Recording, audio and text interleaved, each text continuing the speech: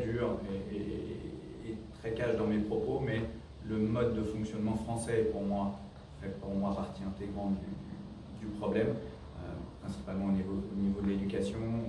Je pense que moi qui ai la chance de passer beaucoup de temps aux États-Unis maintenant et passer évidemment beaucoup de temps en France, la culture y est pour beaucoup. Beaucoup de gens ne vont pas aimer ce que je vais dire, mais les jeunes aux États-Unis sont beaucoup plus à l'écoute que les jeunes en France, clairement. Est-ce qu'ils sont plus à l'écoute parce qu'ils sont déjà en recherche d'un résultat et que du coup ils comprennent que c'est peut-être là que se trouvent les clés, ou est-ce que c'est vraiment un problème culturel de fond? Je pense qu'il y a un vrai problème culturel. En France, et j'adore ce pays, j'adore travailler ici, tout va très bien, mais on est souvent dans une culture du oui mais, on demande quelque chose, c'est oui mais aux États-Unis on demande quelque chose aux jeunes, les jeunes oui coach, et ils le font. Et on sent qu'il y a un rapport qui est complètement différent de zéro excuse, on travaille, on sait que la personne qui est en face de nous a des compétences, on va l'écouter pour ses compétences et on y va. Donc je pense qu'il y a ce facteur culturel qui est aussi lié à plein de choses si on va loin, mais aux États-Unis, je déteste parler d'argent, mais il y a une notion avec l'argent qui est très importante. Vous payez pour faire tout ce que vous faites. En France, les gens, très souvent, ne payent pas. Les études sont gratuites. Vous allez aujourd'hui, aucune critique, vous avez vu la fédération qui essaie de faire son mieux possible, mais les pôles sont quasiment gratuits. Tout est gratuit. Donc il n'y a pas cette valeur qu'il y a aux États-Unis. Aux États-Unis, vous allez dans une fac, ça coûte une fortune. Vos parents, toute leur vie, ont entre guillemets épargné pour pouvoir vous payer ses études. Et il y a un vrai rapport entre le coach et l'élève qui, avec énormément de respect, avec énormément de travail, pas de négociation, beaucoup de sérieux, et je pense que ça fait partie du résultat, clairement. En tout cas, pour moi, c'est une vraie valeur. On peut voir effectivement deux notions dans ce que vous venez de souligner. Le fait effectivement qu'il y ait à payer fait qu'on n'est pas là par hasard. Si on y va, on sait pourquoi on y va et on sait ce qu'on attend. Alors qu'effectivement, si c'est gratuit, parfois on peut ne pas vraiment se poser la question et être là un petit peu par hasard.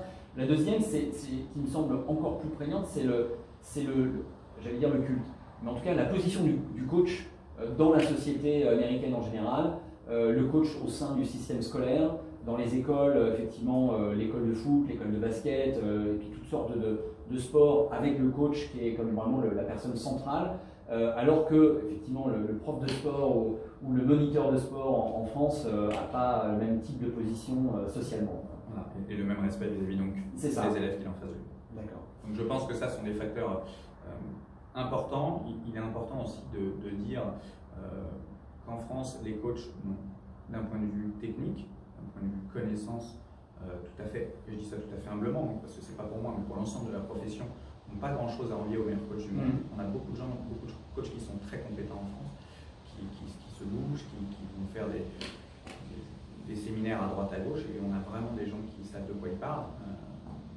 Maintenant, les résultats ne venant pas assez rapidement, les joueurs français de très bon niveau ont tendance rapidement à aller chercher un coach ailleurs.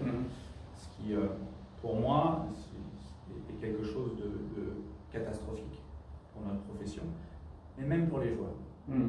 Pourquoi? Parce que ce que je pense, moi, aujourd'hui, de la relation, je dévie peut-être un peu de votre question, mais de la relation entre l'élève et le coach, c'est qu'aujourd'hui, souvent, les meilleurs joueurs vont chercher de la compétence, surtout de la compétence technique ailleurs, mais perdent ce lien qu'ils ont avec le coach. Est-ce que vous voyez ce que je veux dire? Oui, complètement.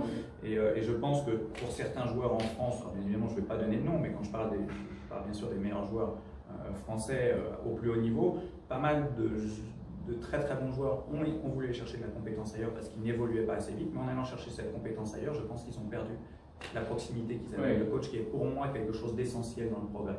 Si demain, tout exemple, un des meilleurs joueurs français sort de l'Open de France et fait 74 ou 76, qui est un très mauvais score pour lui, s'il a un coach de qui il est très très proche, il va pouvoir l'appeler sans aucun problème, ils vont pouvoir débriefer, ils vont pouvoir échanger, ils vont pouvoir se rapprocher, le coach va pouvoir rassurer le joueur, va pouvoir l'aiguiller vers de nouvelles directions. Aujourd'hui, ce joueur français, s'il est coaché par un coach extrêmement connu qui a 15, 20 ou 30 joueurs, il peut toujours essayer d'appeler. Je ne suis pas sûr qu'il lui réponde et je ne suis pas sûr qu'il ait cette attention qu'a justement le coach